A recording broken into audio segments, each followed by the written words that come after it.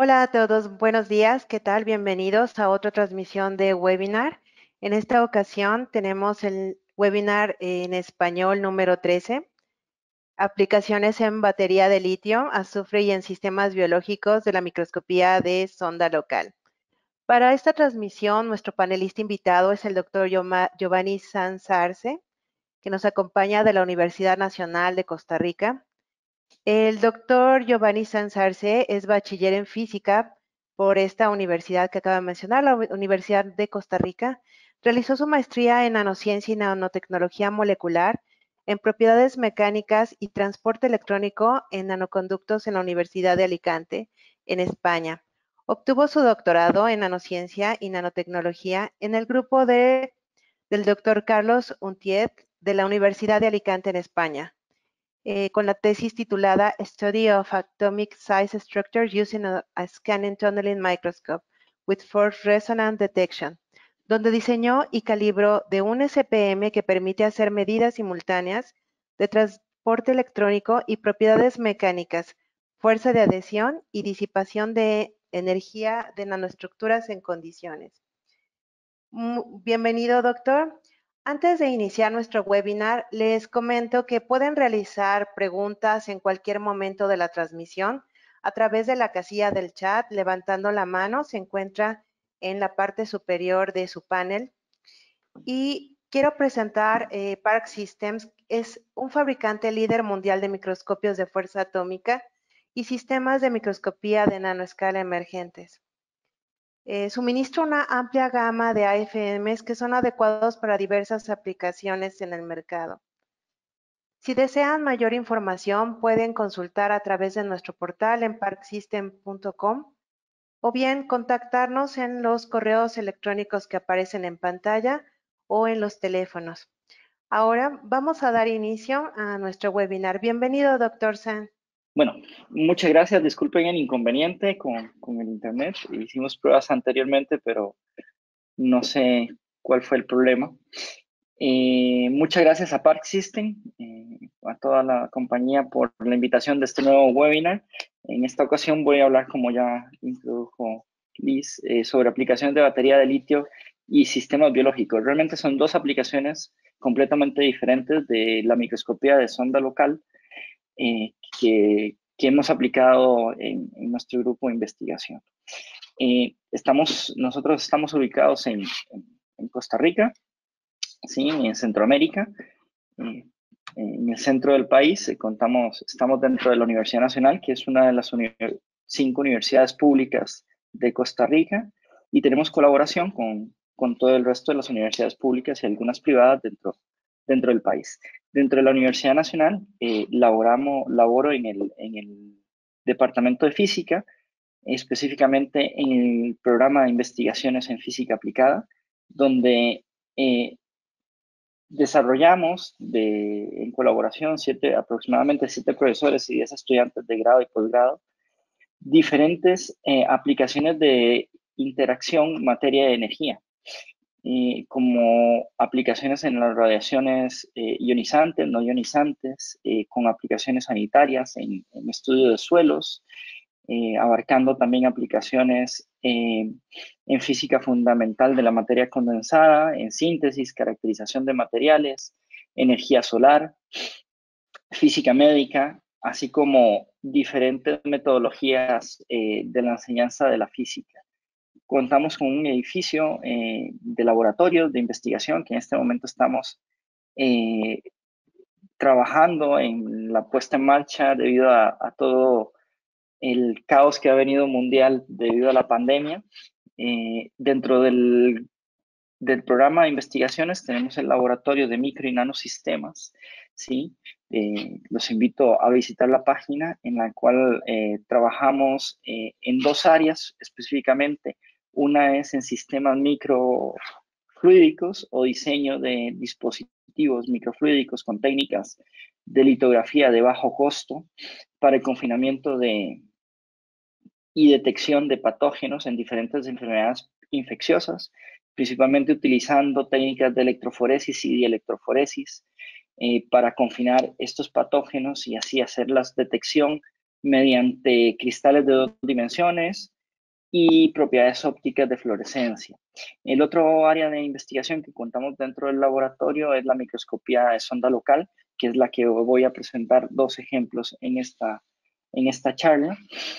Dentro de la microscopía de sonda local contamos con un microscopio homemade, un microscopio desarrollado por nosotros en colaboración con la Universidad de Alicante, ¿sí? De 2 dimensiones, ¿sí? Además, contamos con un microscopio comercial NX10 de la marca Park System, ¿sí? El cual puede operar en líquidos en condiciones ambiente en diferentes modos de operación. En modo no contacto real, podemos hacer propiedades mecánicas en el modo pinpoint, propiedades eléctricas, simultáneamente con mediciones mecánicas. Además contamos con una celda electroquímica acoplada con diferentes potenciostatos para hacer mediciones simultáneas de electroquímica, topografía y propiedades mecánicas del sistema.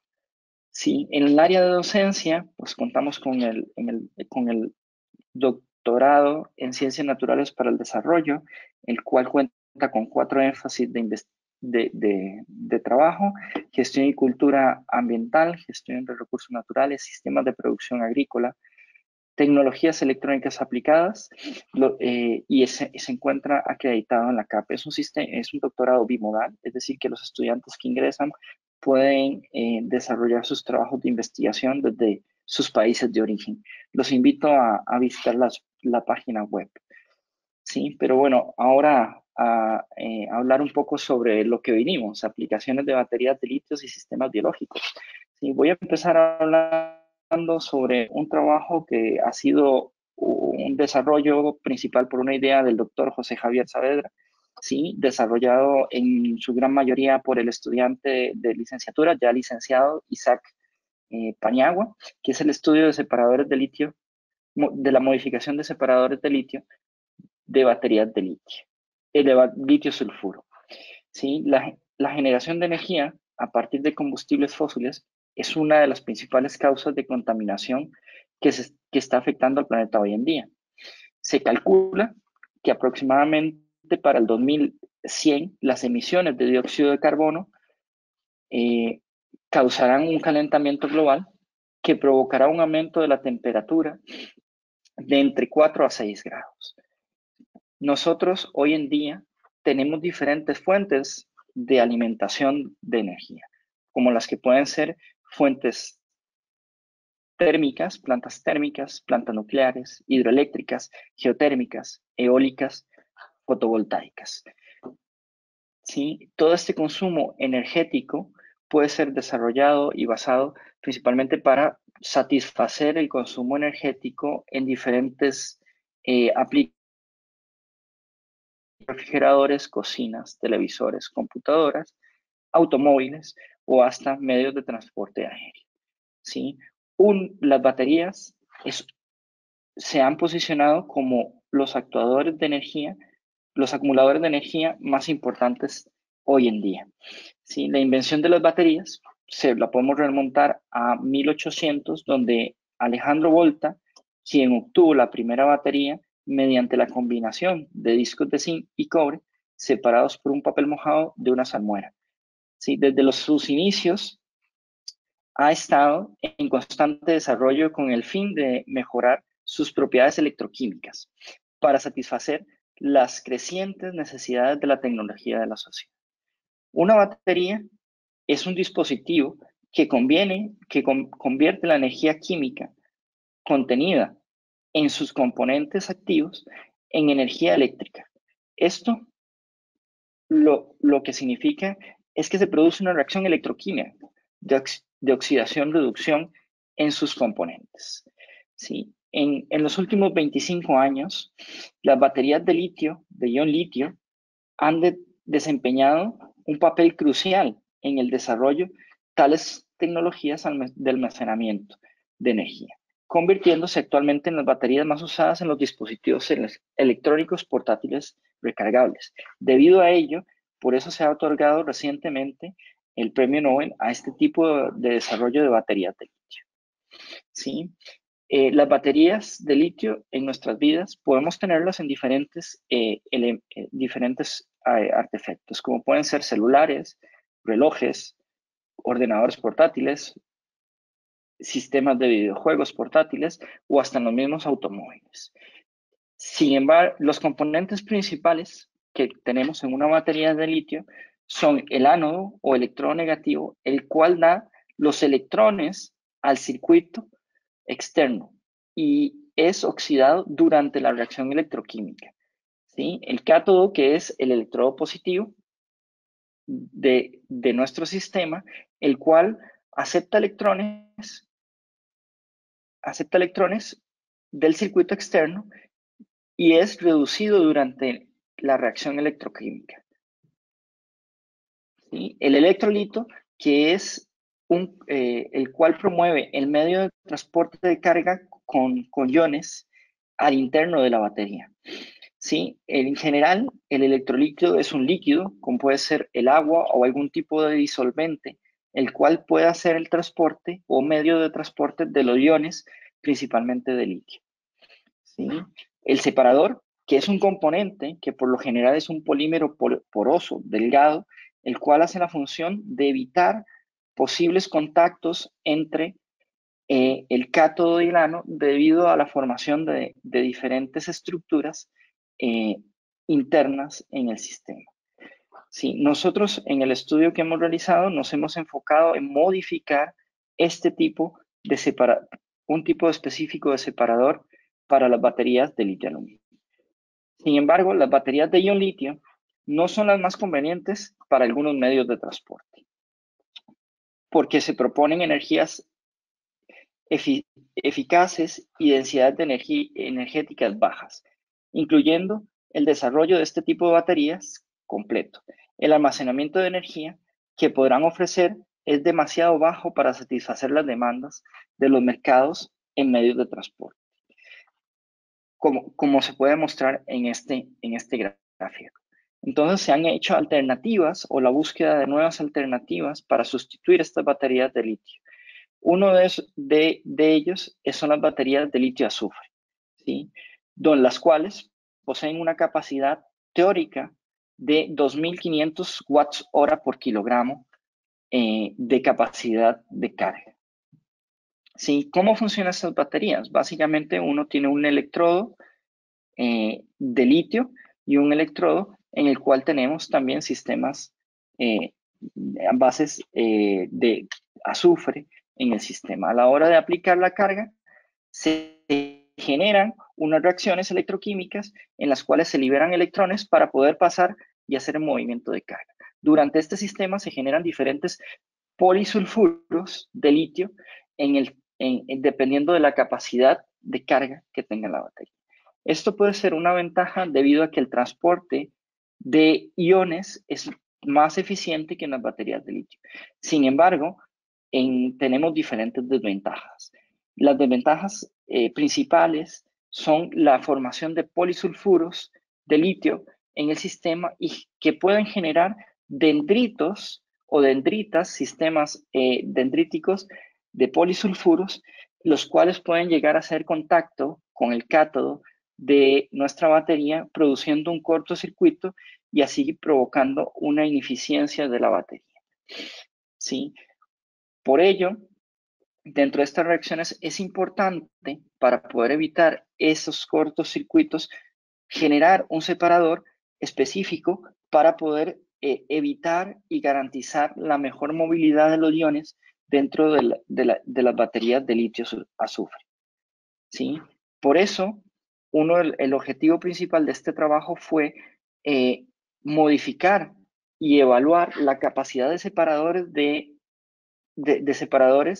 electrodos de polipropileno dopados de carbono con fluoruro de polivinileno o quitosano, que son polímeros sencillamente fáciles de conseguir, los cuales podrían evitar la difusión de estos polisulfuros de litio mejorando el rendimiento electroquímico. Los objetivos específicos de este trabajo se desarrollaron con modificar los separadores de electrodos de polipropileno mediante el recubrimiento de carbón con fluoruro de polivinilo o quitosano, además de caracterizar estructuralmente los separadores de polipropileno recubiertos con estos dos materiales. ¿Sí? Además se evaluaron las reacciones electroquímicas y la estabilidad cíclica de las baterías desarrolladas. ¿Cómo construimos o fabricamos estas baterías? Básicamente, las baterías que nos enfocamos fueron baterías tipo SR2032, que tienen aproximadamente 2 centímetros de diámetro y unos 3 milímetros de espesor. ¿Sí? Para ello, tomamos una tapa metálica, ¿sí? La cual ponemos un empaque para que no se nos salga nuestro electrolito, ¿sí? Colocamos el cátodo de una hoja de papel aluminio con sulfuro, PVDF, carbono y algunas ciertas partículas para poder tener nuestra conducción de cátodo, ¿sí? Luego colocamos el electrolito que está fabricado con una sal de litio, ¿sí? Y DM y DOX como disolventes, ¿sí? Colocamos el separador. En este caso hicimos 3 tipos de separadores. Un separador virgen de polipropileno, tipo comercial, Seglar 2400, y modificaciones de este con recubrimientos de carbono y los 2 polímeros mencionados. Luego colocamos una hoja de litio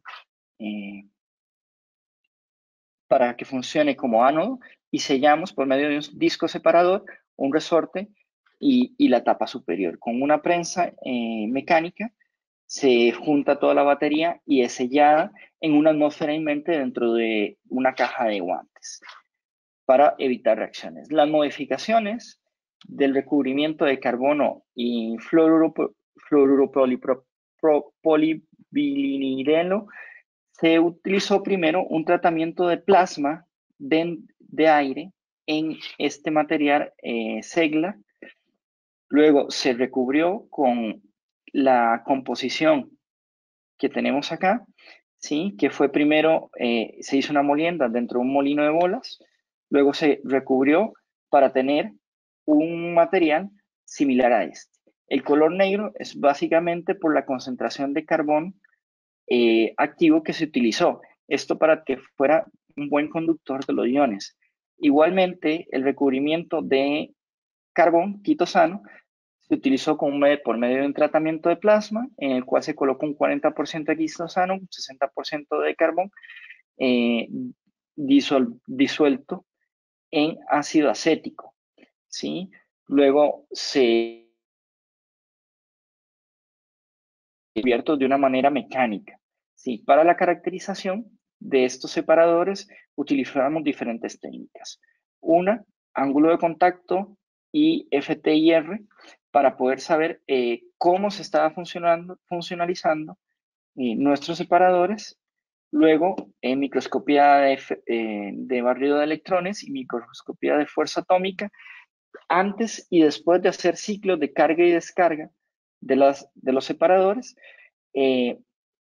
EDX para poder saber la composición elemental de los separadores, luego la capacidad electroquímica por técnicas de voltametría y 100 ciclos de carga y descarga en el sistema.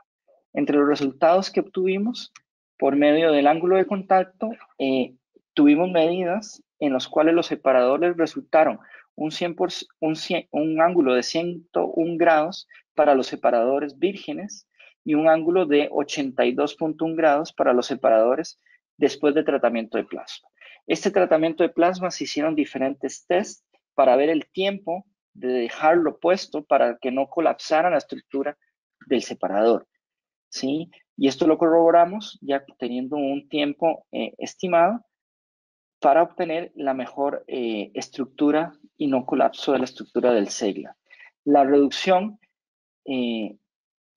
en la medida del ángulo de contacto a la hora de aplicar plasma, nos dan la evidencia de posible generación de grupos polares, principalmente de oxígeno, en la superficie del separador.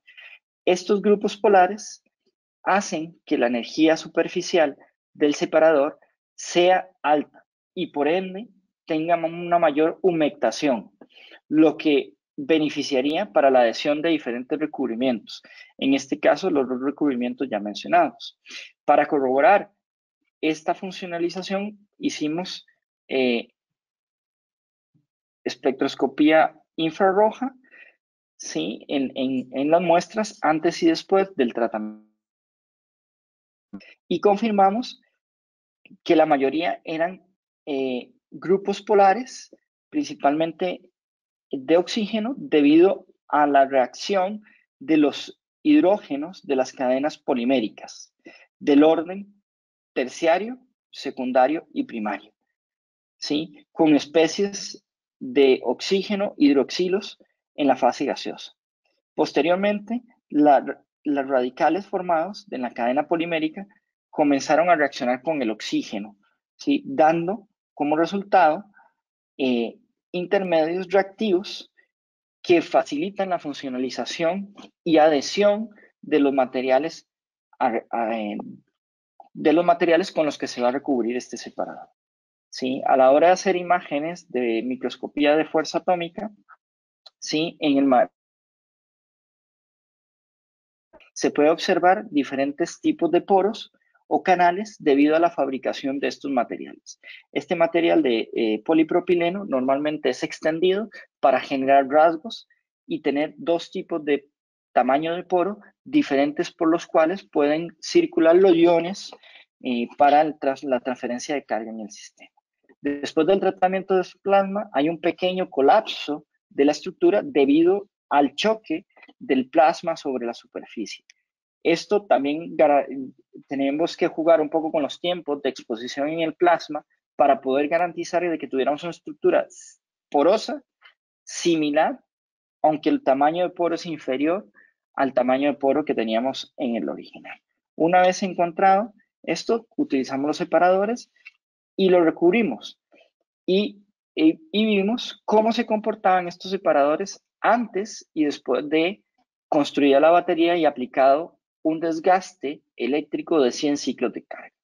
¿Sí? Antes, para el separador de PVDF, tenemos esta imagen de microscopía de fuerza atómica que es contrarrestada con la imagen de microscopía de barrido de electrones, en los cuales se ve una cierta porosidad y una estructura de partícula del orden de nanómetros, de unos cientos de nanómetros.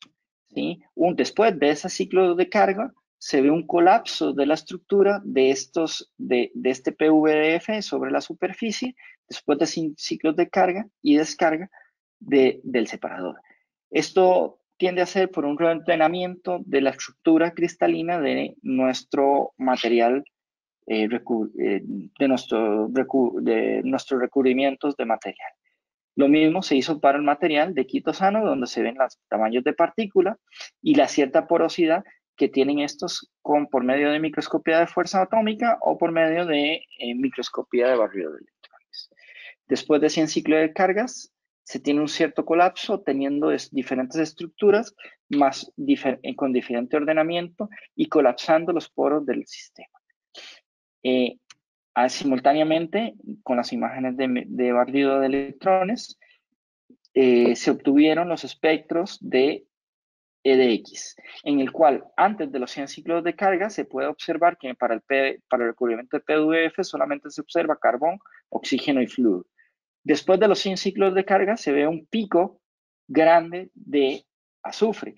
Este pico grande de azufre es debido a la deposición de diferentes polisulfuros en nuestro separador, evidenciando de que realmente está haciendo una barrera o un bloqueo mecánico y eléctrico del movimiento de iones o polisulfuros en nuestra batería. Similarmente, se hizo el análisis de EDX para estos separadores recubiertos con quitosano.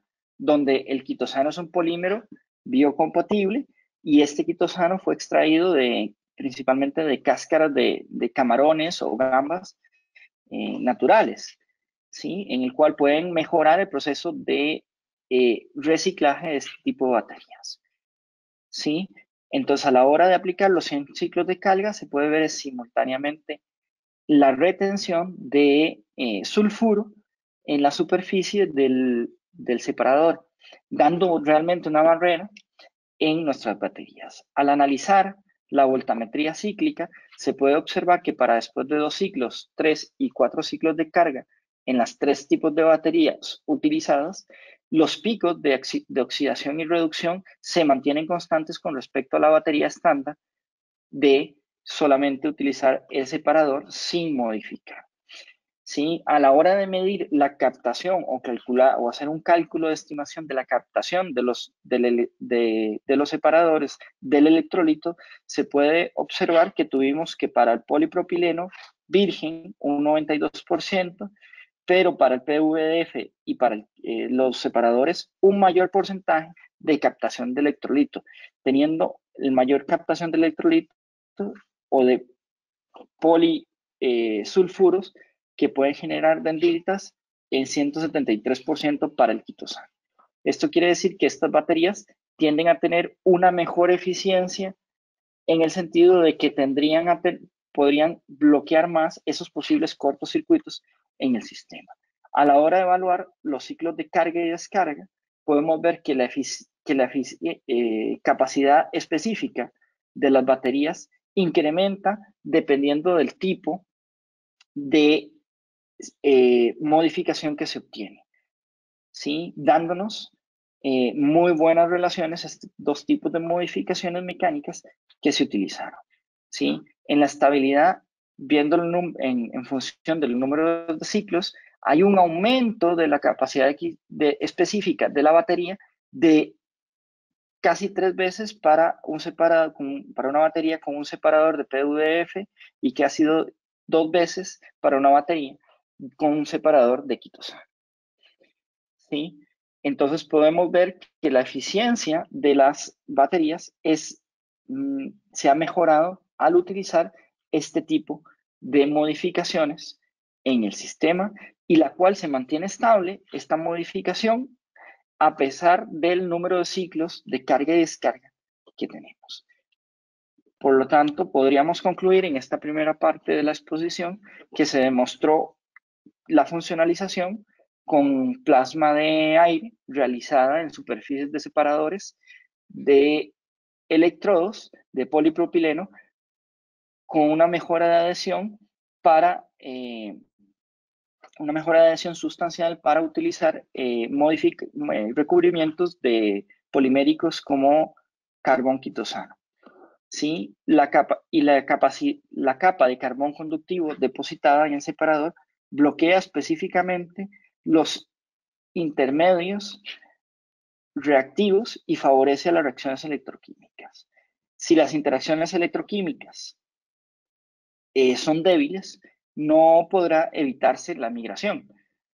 Pero si estas interacciones son muy fuertes, el proceso de reducción del azufre se ve afectado, dando como resultado un desvanecimiento de la capacidad, mucho mayor que con las condiciones estándar.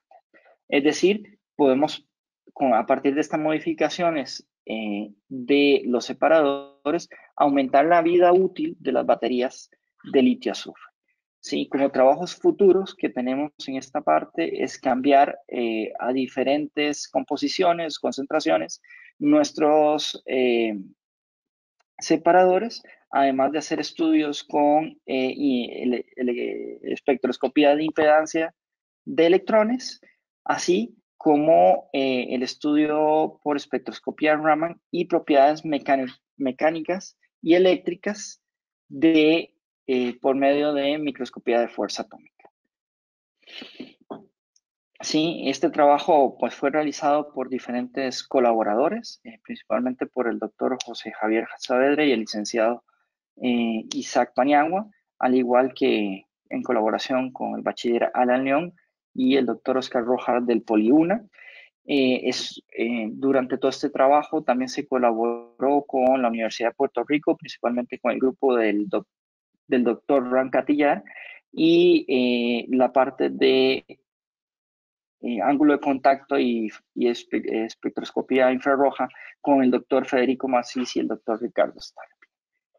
Muy bien, voy a cambiar y hacer un cambio casi de 180 grados en la presentación, de pasar de estar hablando de materiales inorgánicos como aplicación en baterías de litios específicamente, a cambiar a sistemas biológicos, en el cual la microscopía de sonda local puede ser una gran herramienta para esclarecer diferentes fenómenos naturales.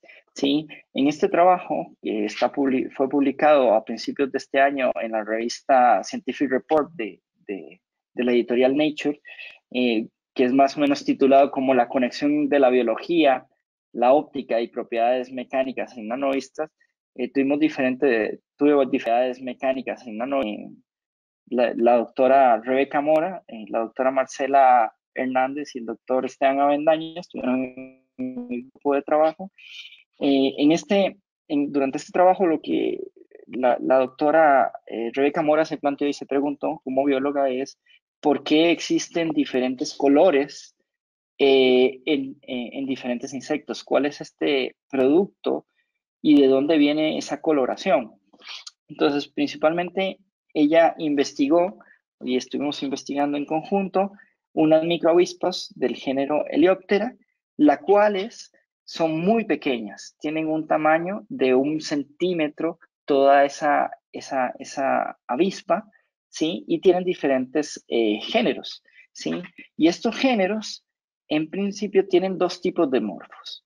Un morfo que tiene una coloración naranja en su mesosoma y un morfo con una coloración negra en su mesosoma.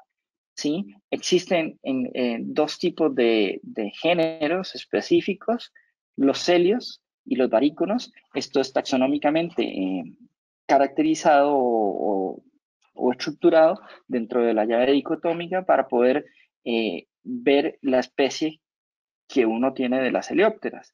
Estos pequeños avispas tienen esa cualidad de que algunos del mismo género tienen esa coloración naranja.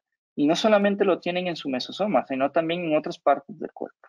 Nosotros nos enfocamos en este tipo de morfos, que básicamente fueron llamados BOB, Black, Orange, Black. ¿Sí? Y nos enfocamos en la parte media, donde se encuentran las alas sujetas de estas microavispas. Estas microavispas son parásitos normalmente que se alimentan de diferentes huevos de otros animales, como pueden ser pájaros, etc. Y se introducen para su alimentación y su reproducción dentro de esos huevos. Entonces, tomando estas avispas, llegamos y dijimos, bueno, ¿este color de dónde puede salir? ¿Es un color pigmentario, estructural, o de dónde es y por qué se da este color? ¿Sí? Entonces, básicamente tomamos algunos tipos de imágenes sobre la superficie de los mesosomas y empezamos con microscopía de barrido de electrones, donde se puede observar diferentes subestructuras de la parte mesosómica de los insectos. ¿Sí? Al hacer un zoom, se pueden ver dos zonas claras en los 4 especímenes que estudiamos, o los 4 géneros que estudiamos. ¿Sí? Uno es una parte más rugosa en forma de esferas y una parte más como un canal en el sistema. ¿Sí? Al hacer un zoom se pueden observar más claramente este tipo de bolitas, las cuales tienen un diámetro del orden de 10 micras en el sistema. Luego hicimos imágenes de microscopía de fuerza atómica y obtuvimos diferentes resultados. ¿Sí? Con las microscopías de fuerza atómica, en la parte de bolitas, pues se pueden observar más esa estructura de esferas, pero en la parte más como un canal o un cierre que tienen en su mesosoma las avispas, pues observamos estructuras más planas, en las cuales su rugosidad era muy inferior en el sistema. ¿Sí? Para poder ver un poco más de dónde venía este color, pues se hicieron estudios de eosina y cortes histológicos en la cutícula, y se vio la epikutícula de las avispas, del mesosoma de las avispas, dando que en los sistemas negros se ve aquí una cierta pigmentación, y en las avispas de color naranja pues se ve otra pigmentación diferente. Esto lo que nos da de conocimiento es que puede ser que haya una gran composición pigmentaria, la cual produce ese color y cambio de color negro o naranja en el mesosoma de estas microavispas. ¿Sí? Al hacer esos mismos cortes y analizarlos en SEM, se pueden observar multicapas de quitina en la superficie, en la parte de la epicutícula. Sin embargo, en la superficie más externa no se pueden observar ese tipo de patrones laminares de la quitina en la superficie de la epicutícula. Esto nos puede indicar de que el color realmente no es un color debido a una estructuración o un intercambio de interferencia de la onda de luz en la superficie, por una cierta estructuración, sí. Y por medio de esto, por la usina macrocilina que se utilizó, los cortes histológicos, podemos decir que realmente el color de ese cambio de negro y naranja es debido a una pigmentación, o sea, es un color químico. Además de ello, haciendo un zoom todavía más, se pueden observar diferentes estructuras fibrilares de posiblemente quitina en el interior de las capas del mesosoma. Se hicieron estudios de espectroscopía óptica en el cual se pudo hacer una deconvolución de los colores, ¿sí? Cuando los colores son negros en el mesosoma o naranjas, dependiendo del espécimen utilizado. Al hacer una deconvolución de los picos en RGB, ¿sí? Se puede observar que en el color azul el espectro es entre negro y naranja son casi iguales. ¿Sí? Igual en el rojo, los espectros son muy similares. Sin embargo, el color verde tiene un cierto cambio de longitud de onda entre los especímenes negros y los especímenes naranjas. Es decir, que la interferencia realmente de este color naranja es dada por una interacción en el movimiento de una longitud de onda en los colores verdes. ¿Sí? Cuando estudiamos un poco más la estructura superficial de los mesosomas, pues observamos, esto es una imagen óptica de un mesosoma, en el cual tenemos aquí el cantilever del microscopio de fuerza atómica. ¿Sí? Y analizamos las dos zonas, más una con más esferas, ¿sí? En las cuales, si uno hace un zoom dentro de estos bolitas, podemos ver diferentes poros, los cuales no tienen una estructuración en dos dimensiones, sino que son poros aleatorios. Estos poros que tenemos en la superficie son del orden de unos 200 nanómetros y son distribuidos en toda la superficie esférica de las esferas en la zona del mesosoma del insecto. ¿Sí? Posiblemente estos poros son algún sistema biológico de respiración de las microavispas. Por otro lado, en la parte del canal que estuvimos analizando, pues vemos una zona bastante más plana o con una cierta corrugación. A la hora de hacer un filtrado en plano de la imagen, pues se observan este tipo de líneas. Y entonces nos resultó muy curioso esta estructura o este cambio de estructura, de una estructura más esférica con poros en la superficie a una estructura mucho más plana en la superficie, mucho menos rugosa y con una cierta orientación. A la hora de hacer una transformada rápida de Fourier de esa imagen y medir el ángulo de desviación de estas posibles láminas o fibras de la superficie del insecto, pues podemos tener una diferencia de 42 grados. En la literatura, en el estudio de los materiales mecánicos, la rigidez y dureza de los materiales tiende a elevarse a la hora de tener un ángulo de separación de fibras del orden de 42 grados, o entre 42 y 47 grados en la desviación de fibras a la hora de hacer materiales polimétricos, reforzados con fibras.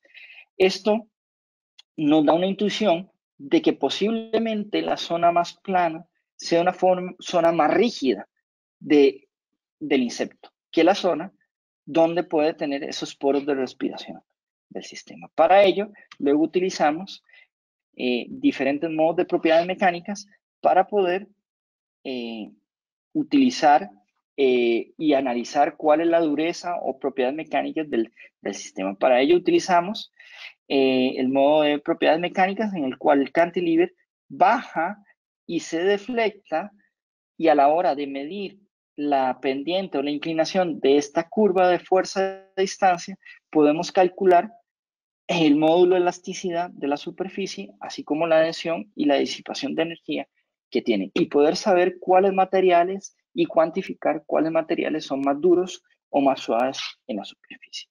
Para ello hicimos un estudio estadístico con diferentes estructuras en diferentes zonas con aproximadamente unas 100 muestras de insectos en los cuales estudiamos todas las zonas. Y en promedio teníamos diferentes propiedades mecánicas para cada uno de los géneros. Para ello hicimos una compilación y propusimos 4 modelos diferentes de propiedades mecánicas dependiendo del género específico, en el cual algunos formaban ciertas estructuras de bolas como resortes en el sistema, o resortes de acordeón en el cual tenía zonas más rígidas y más plegables del sistema, o un sistema más viscoelástico diferente en el cuales pueden cambiar esas propiedades. Todas estas propiedades mecánicas están muy ligadas posiblemente a la forma de que los insectos estén moviendo sus alas y generando una rigidez diferente. Si nosotros pensamos al realizar biomimética de estos materiales e intentar copiar a la naturaleza, se podrían generar diferentes tipos de mecanismos disipadores de energía diferentes con aplicaciones, por ejemplo, a las alas de los aviones. ¿Sí? En conclusiones generales, la microscopía de sonda local es una herramienta de calidad multidisciplinar, cuantitativa y cualitativa, para ver diferentes propiedades mecánicas en los sistemas, tanto inorgánicos o biológicos. ¿Sí? Todo esto ha sido colaboración de diferentes lugares, así que un agradecimiento a todas las personas que han podido colaborar para poder realizar estos trabajos. Y tenemos en el laboratorio diferentes trabajos en proceso, como el estudio de onicóforos, materiales fibrilares de productos naturales para aplicaciones en, en pieles artificiales, o generación de diferentes filtros de papel, celdas solares, sensores en los cuales detectamos como diferentes pesticidas, en odontología, cristales bidimensionales como el grafeno, o propiedades ópticas y cristalinas de ventanas inteligentes, o materiales para crecimiento de células excitadas con propiedades eléctricas. Bueno, muchas gracias. Los invito a visitar la página web del grupo y del doctorado que trabajamos. Muchísimas gracias, doctor. Podemos abrir a partir de ahora el tiempo de preguntas y respuestas para esta presentación. Muy interesante, ya sea para la primera sección o la segunda sección. Pregunta Alex Fernando Álvarez. Hola, ¿cómo midieron la captación de electrolito? Perdón, doctor, no lo estamos escuchando. Voy a hacer... Hola, ¿ahora? Sí, ya lo escuchamos, gracias. Sí, no sé si puedo compartir otra vez. Sí, claro. se hizo un cálculo principalmente por diferencia de pesos antes y después de cada 5 ciclos de la parte de la captación de sulfuro, bueno, de polisulfuros que fueron también hechas por EDX. ¿Sí? Entonces, básicamente, antes se pesaba el separador con el recubrimiento y luego se pesaba y se hacía un porcentaje de masa adherida. Y al tener un pico en EDS del sulfuro, pues nos dice que es bastante probable que lo que tengamos es sistemas de polisulfuros en nuestro separador. Espero haberte podido aclarar la pregunta, Alex. Gracias, doctor. Luis Fernando Parra nos pregunta para acceder posteriormente a la grabación de los webinars. Sí, claro que sí. Nosotros subimos los webinars unos días posteriores a la transmisión en nuestro canal, que es Park Nano en YouTube, pero también podemos hacerles el envío si nos lo solicitan en correo electrónico. Les enviamos el link para que puedan acceder nuevamente a la grabación. Una pregunta más, doctor. En cuanto a las baterías, ¿cuál podría ser el menor tamaño que se pueden hacer? Trabajo en un proyecto para arrastrar murciélagos y se necesita una fuente de energía de menos 0.5 gramos y con un voltaje de 2 volts. Esta pregunta la realiza Kenneth Quiroz. Bueno, tal vez no sea yo el más experto para decirte cuánto tamaño deben de tener. Nosotros hemos trabajado principalmente con el estándar de baterías que hay a nivel comercial. Que uno de los estándares, que es esta batería circular CR2032.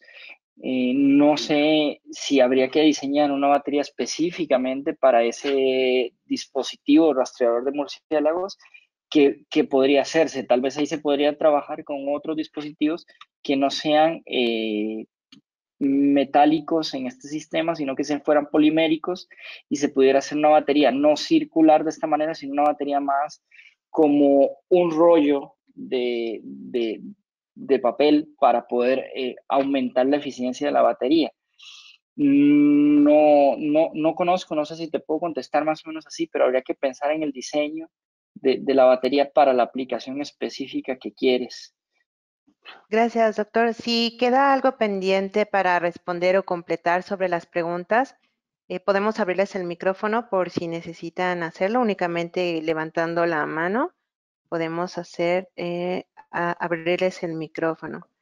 Tengo una mano levantada de Luis Fernando Parra. Le voy a abrir el micrófono.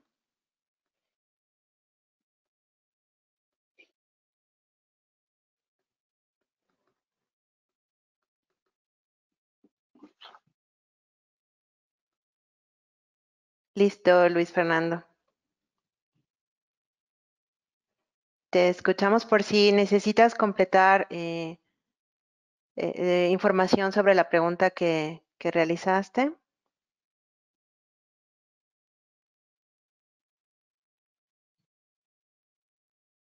Ok, parece que no tenemos más preguntas. Bueno, si hay alguna más, nos pueden hacer llegar a través del correo electrónico con el doctor Arce, que es gscience@una.cr, o a los correos de Park Systems. Puede ser a través de gabriela@parksystems.com o armando@parksystems.com. Bien, ya únicamente para finalizar nuestro webinar, tenemos nuestro tradicional obsequio para los primeros 5 usuarios que se conectaron a esta transmisión. En esta ocasión fue para Ana Galindo, Kenneth Quiroz, Luis Fernando Parra, Erika Calderón y Kenneth Quiroz. Me parece que ya tiene 2 dispositivos, entonces sería Jocelyn Cortés.